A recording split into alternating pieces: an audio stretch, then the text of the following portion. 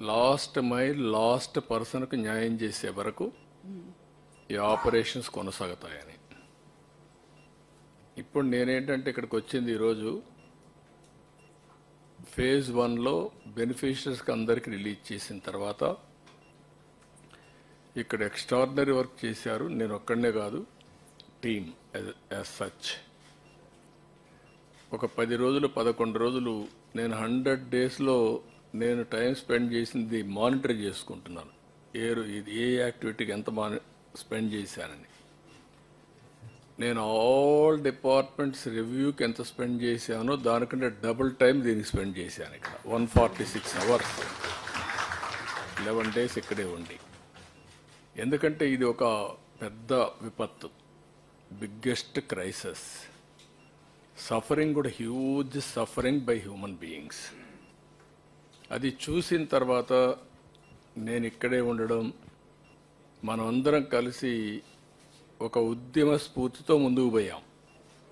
ఎప్పుడు కూడా సమస్య ఒక హ్యూజ్ సమస్య వచ్చినప్పుడు, అది కాకుండా నేను చాలా సమస్యలు చూశాను.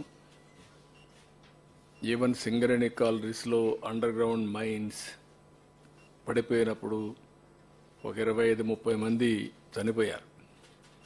ఇంకా ఎక్కువే అనుకుంటాను, నెంబర్ నాకు కరెక్ట్గా జ్ఞాపకం లేదు. 5-6 కిలోమీటర్ల కేవ్ లోపలికి గని లోపలికి వెళ్ళాను నేను. మా ఆఫీసర్స్ వద్దన్నారు.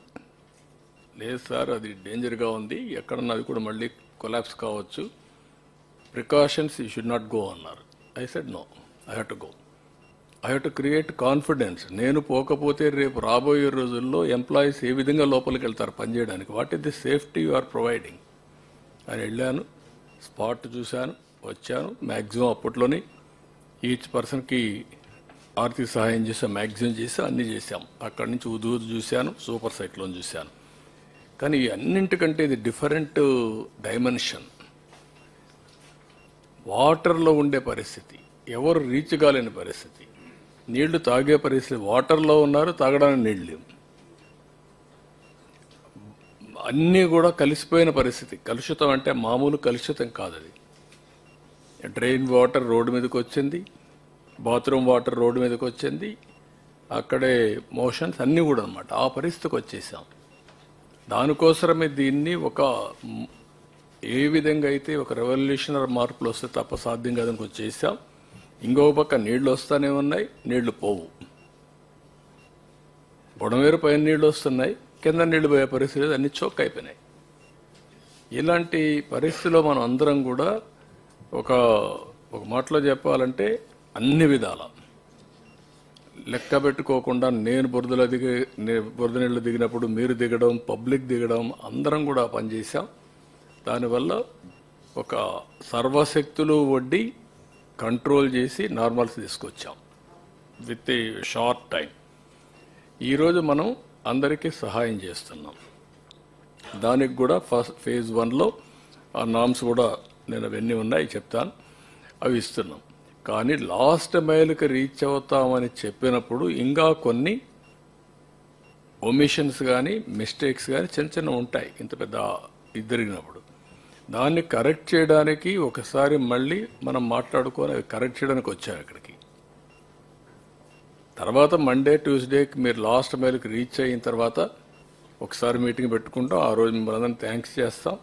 మనము చేసిన ఎఫర్ట్తో బ్రహ్మాండంగా స్పందించారు రాష్ట్రం మొత్తం. నెవర్ ఇన్ ది హిస్టరీ ఏ స్టేట్లో కూడా జరిగి ఉండదు. 400 కోట్ల రూపాయలు సీఎం రిలీఫ్ విరాళాలు వచ్చాయి. ఇట్ ఇది హైయెస్ట్ ఇన్ ది హిస్టరీ.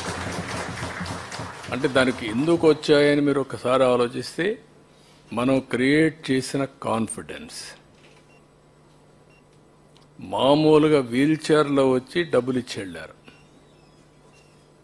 పంపించవచ్చు వాళ్ళు కావాలంటే. ఎక్కడో అమెరికా ఉండేవాళ్ళు వాళ్ళ పిల్లల్ని ఇక్కడ ఉంటే పంపించి మీరు పర్సనల్గా ఎత్తుకుపోయి ఇచ్చేసారమ్మని చెప్పి ఎత్తుకొచ్చారు. ఈ త్యాగాలు కానీ ఈ స్ఫూర్తిని కానీ మనం మర్చిపోలేం. అలాంటి స్ఫూర్తిదాయకంగా జరిగినప్పుడు ఇంకా చిన్న చిన్న మిస్సింగ్ లింక్స్ ఉంటే అవన్నీ కూడా ఒక టార్గెట్ పెట్టుకొని I want to complete it. Spirit of this meeting is that.